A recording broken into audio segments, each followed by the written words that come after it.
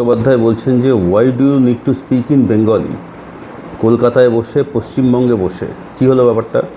মালিক বলে একটা সিনেমা আসছে, এটাতে রাজকুমার রাও আছেন, প্রসেনজিৎ চট্টোপাধ্যায় আছেন। সবে সবে শুটিং শেষ হয়েছে, 3 দশকের মধ্যে মুক্তি। খুব ভালো কথা, কোনো অসুবিধা নেই। কলকাতায় গতকাল একটা প্রেস কনফারেন্স ছিল, সেখানে প্রসেনজিৎ চট্টোপাধ্যায় ছিলেন, রাজকুমার রাও ছিলেন। সেখানে হিন্দি অডিয়েন্স, রিপোর্টাররা হিন্দিতে প্রশ্ন করছে, ইংরাজিতে প্রশ্ন করছে, খুব ভালো কথা। তার কারণ হিন্দিভাষী বা ইংরাজি বোঝেন এরকম মানুষই বেশি, বাংলা বোঝেন এরকম মানুষ কম, there is no doubt about it. কিন্তু সেখানে একটি মেয়ে রিপোর্টার তাকে বাংলায় প্রশ্ন করে, একটা প্রশ্ন করে। সেখানে যখনই সেই মহিলা রিপোর্টারটি বাংলায় প্রশ্নটি করতে শুরু করেন, প্রসেনজিৎ চট্টোপাধ্যায় একটা অদ্ভুত হেসে তার দিকে এরকম আঙুলটা এরকম দেখিয়ে রেখেছে, মানে কেউ বাংলায় কেন কথা বলছে। এবং যখন প্রশ্নটা হয়ে যায়, তখন প্রসেনজিৎ চট্টোপাধ্যায় হাতে মাইক্রোফোন নিয়ে বলেন যে why do you need to speak in Bengali. বলে তারপরে উনি হিন্দিতে, তখন মেয়েটি বলে যে আমি বাংলায় কথা বলতে স্বচ্ছন্দ, এরকম কিছু একটা বলেন। তখন প্রসেনজিৎ চট্টোপাধ্যায় ইংরাজিতে এবং হিন্দিতে উত্তরটা দিতে শুরু করেন, ইংরাজিতে উত্তরটা দিতে শুরু করেন।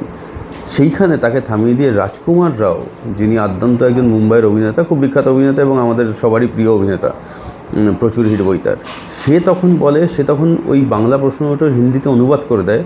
তার কারণ সে কিন্তু বাংলা প্রশ্ন উত্তর মানে বুঝতে পেরেছে। তার কারণ বাংলা আর হিন্দি কিন্তু খুব একটা গঠনগত তফাৎ কিছু নেই, দুটো ভাষাই সংস্কৃত থেকে এসছে, খুব একটা না বুঝতে পারার কিছু নেই। রাজকুমার রাওয়ের মতন একজন হিন্দিভাষী অভিনেতা, সে বাংলা প্রশ্নের মানে বুঝে হিন্দিতে অনুবাদ করে দিল বাকিদের জন্যে। প্রসেনজিৎ চট্টোপাধ্যায় বলছেন যে why do you need to speak in Bengali. আরে কিসের কথা বলছেন? সত্যজিৎ রায় এই ভাষায় সিনেমা বানিয়ে গেছেন, লিখে গেছেন। রবি ঠাকুর এই ভাষায় লিখে গেছেন।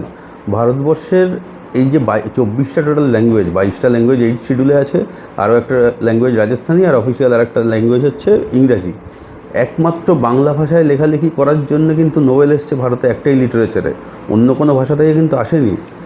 এত হীনমন্যতায় ভুগছেন একটা হিন্দিতে সিনেমা করে, আপনি এর আগেও সিনেমা করেছেন, কিন্তু এইভাবে বলবেন না।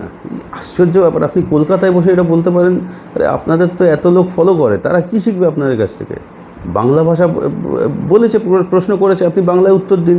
আপনার যদি মনে হয় যে হিন্দিতে উত্তর দেবেন, হিন্দিতে উত্তর দিন। আপনার যদি মনে হয় যে বাংলা ভাষায় করা প্রশ্নটাকে হিন্দিতে অনুবাদ করতে হবে যাতে সর্বভারতীয় অডিয়েন্স বুঝতে পারে, আপনি করে দিন, কোনো অসুবিধা নেই।